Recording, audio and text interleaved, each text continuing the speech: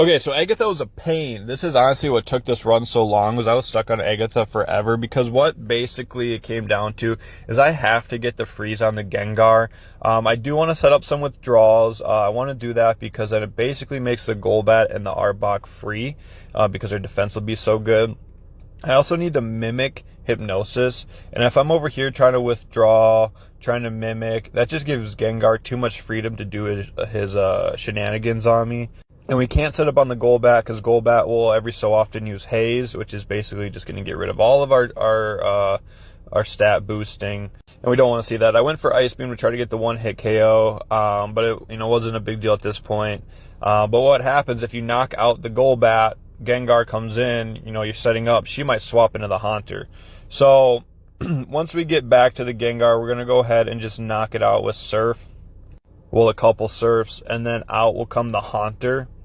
We're only level 39, and if you look at our HP, it's only about 3 Nightshades until that we can take, and that's assuming we don't get hit by anything else. So we go ahead and we use Hypnosis to put the Haunter to sleep, just because we don't want it playing around with us either.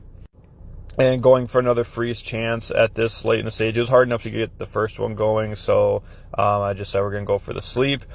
We get lucky that Haunter just wants to use Dream Eater all day and doesn't do anything to us. So I'm feeling pretty good going into the last 2 Pokemon here. Again, Arbok can't do a whole lot, but we get a nice switch here, which gives us 1 extra free hit on the Gengar, and it was a critical.